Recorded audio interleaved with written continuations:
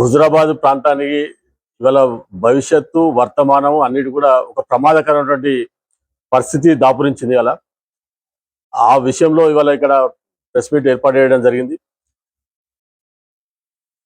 ఎక్కడైతే dumping yard ఉన్న దగ్గరనే ఇప్పుడు కరీంనగర్లో కావచ్చు, జవహర్ నగర్ కావచ్చు, చాలా ఇంకా మెదక్ జిల్లాలో కావచ్చు, అనేక ప్రాంతాల్లో ఒక డంపింగ్ యార్డ్లో ఉన్నటువంటి డంపింగ్ యార్డ్లను తొలగించాలని చెప్పి పెద్ద ఎత్తున ప్రజలు ఆందోళన చేస్తున్నారు. చాలా రకాల అనారోగ్య పాలవుతున్నారు. చాలా తీవ్ర ఇబ్బందుల పరిస్థితులు ఉన్నది. అక్కడ కనీసం ఇల్లు కట్టుకునే పరిస్థితి లేదు. ఇల్లు ఉన్నటువంటి వాళ్ళు కూడా అమ్ముకొని వాళ్ళు ₹1,00,00,000 ఉన్నదని 10 లక్షలకు అమ్ముదాని కూడా ఎవరు కొనలేనటువంటి పరిస్థితి. ఈవెన్ కరీంనగర్ లో కూడా ఉన్నది పరిస్థితి.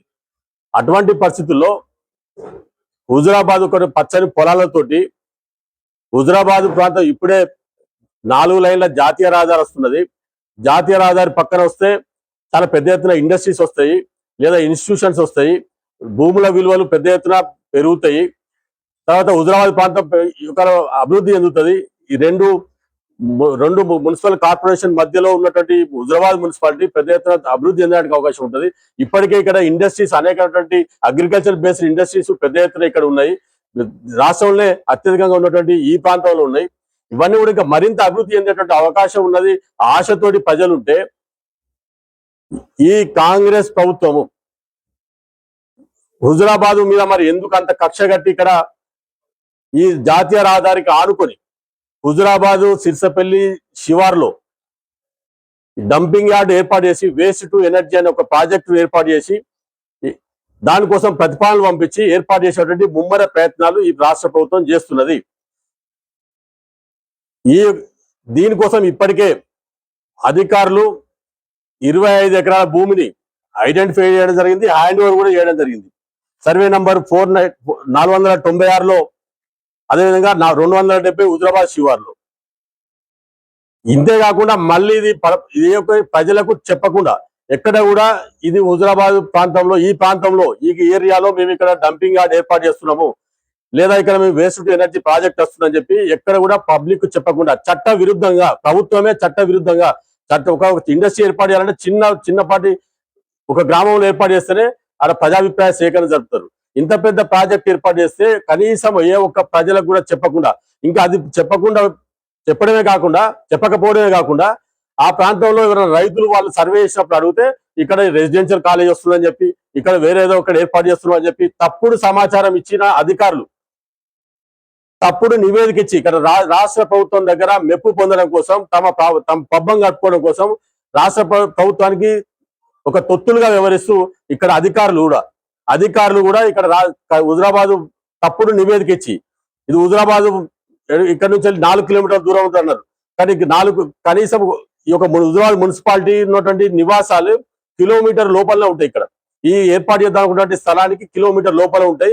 హుజురాబాద్ కొత్తపల్లి గ్రామం వీళ్ళకు అధికారులకు కనపడలేదా, లేకపోతే ప్రభుత్వానికి కనపడలేదా? అంటే కొత్తపల్లి నివసించిన వాళ్ళు ప్రజలు కాదా? వాళ్ళకి ఇల్లు కాదా? అవి మామిళ్ళవాడలో నివసించిన వాళ్ళు హుజురాబాద్ లో ప్రజలు కాదా? గణేష్ నగర్ లో నివసించిన వాళ్ళు ప్రజలు కాదా? సిరిసపల్లి ఉన్న వాళ్ళు ప్రజలు కాదా? తుమ్మనపల్లి వాళ్ళు ప్రజలు కాదా? వెంకటరావుపల్లి వాళ్ళు ప్రజలు కాదా? సింగపురపల్లి ప్రజలు కాదా? మరి అధికారులు కూడా తప్పుడు నివేదిక ఇచ్చి ఇలా కేవలం 25 ఎకరాలు కాదు, ఇది మళ్ళీ కూడా 100 ఎకరాలు సర్వే నంబరు 496, 477లో 100 ఎకరాలను కూడా మళ్ళీ ప్రభుత్వానికి నివేదిక వీళ్ళు ఇక్కడ ఉన్నది, ఇక్కడ ప్రభుత్వ భూమి ఉన్నది సిరిసపల్లి శివార్లు అని చెప్పి మళ్ళీ ప్రభుత్వానికి నివేదిక ఇచ్చారు. మొత్తం 125 ఎకరాల్లో ఏర్పాటు చేయడానికి ప్రభుత్వం ప్రయత్నం చేస్తున్నది. ఉద్యమాన్ని స్టార్ట్ చేసింది, ఆందోళన చేపట్టింది మొదటగా భారతీయ జనతా పార్టీ. మా కౌన్సిలర్లు కానీ భారతీయ జనతా పార్టీ నాయకులు కూడా ఇక్కడ నుంచి మొదట రోడ్డు మీదకి ఎక్కింది భారతీయ జనతా పార్టీ.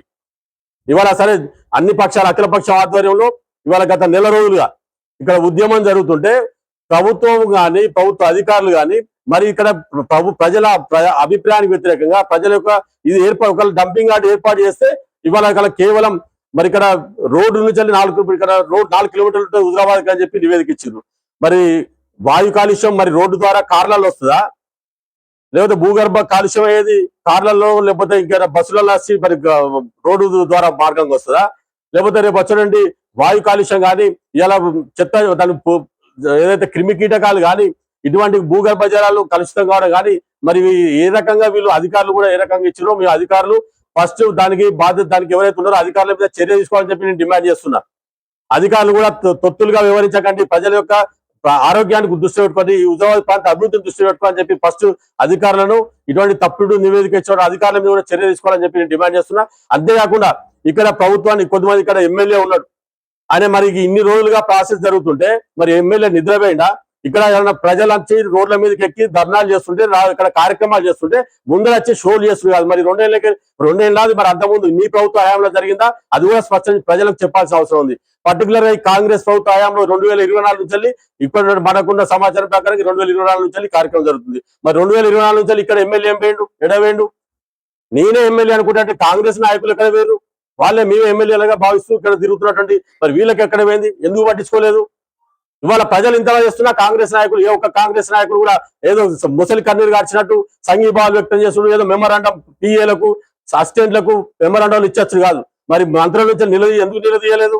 కాంగ్రెస్ నాయకులు ఏం చేస్తున్నారు? ఇక్కడ పాలకవర్గం కాంగ్రెస్ పార్టీ పాలకవర్గం ఉంది. పాలకవర్గం ఏం చేస్తున్నది? ఇక్కడ పాలకవర్గం ఎందుకు ప్రశ్నిస్తలేదు? దాని మీద ఎందుకు కార్యాచరణ తీసుకుంటలేదు? ఇవన్నిటి కూడా ప్రజలకు సమాధానం చెప్పాల్సిన బాధ్యత కాంగ్రెస్ నాయకుల మీద ఉంది, ప్రభుత్వం మీది. మీరు ప్రభుత్వాన్ని రేవంత్ రెడ్డిని ఒప్పిస్తారా? రేవంత్ రెడ్డి చిచ్చు పెట్టిండి ఇక్కడ హుజరాబాద్ ప్రాంతానికి. కాంగ్రెస్ నాయకులు చిచ్చు పెట్టిరు.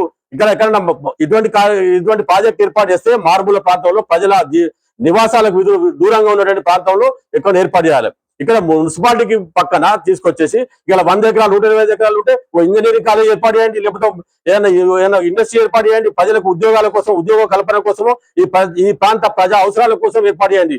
తీసుకొచ్చి చుట్టుపక్కల ఉన్న జిల్లాల చెత్త మొత్తం తీసుకొచ్చి హుజరాబాద్ ప్రాంతాల్లో వేస్తా అంటే సహించే భారతీయ జనతా పార్టీ సహించే ప్రసక్తి లేదు.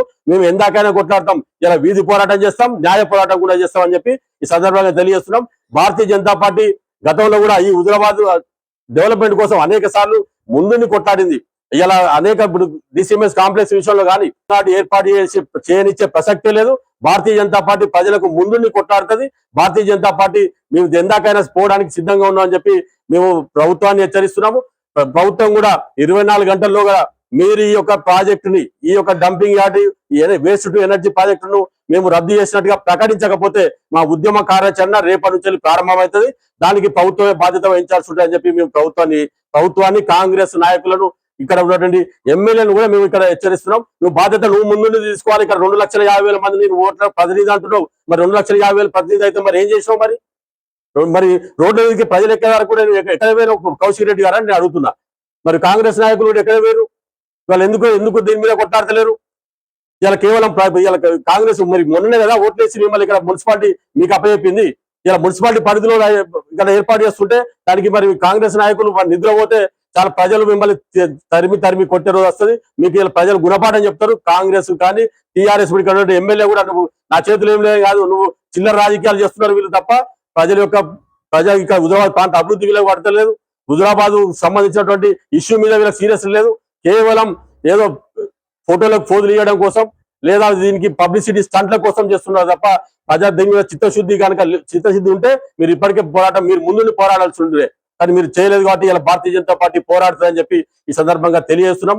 రేపటి నుంచే మా ఉద్యమ కార్యాచరణ ఉంటే దఫాలుగా మా ముఖ్య నాయకులతో ఇలా సమావేశం ఏర్పాటు చేసినాం. దీని మీద ఉద్యమ కార్యాచరణ రూపొందించిన మేము దీన్ని ముందస్తు దీన్ని తీసుకుపోతాం. డంపింగ్ యార్డ్ ఎట్టి పరిస్థితుల్లో కూడా హుజరాబాద్ ఏర్పాటు చేయనిచ్చే ప్రసక్తి లేదు. దానికి అడ్డుగా భారతీయ జనతా పార్టీ ఉంటుందని ఈ సందర్భంగా తెలియజేస్తున్నాం. నిన్న కలెక్టర్ గారు కలిసినాం, నిన్న జేసీలో ఉన్నాం. జేసీ అఖిలపక్షం పిలిపిస్తే దానిలో కూడా పార్టిసిపేట్ చేస్తాం. భారతీయ జనతా పార్టీ కూడా ప్రత్యేకంగా కూడా దీని మీద కొట్లాడుతుంది.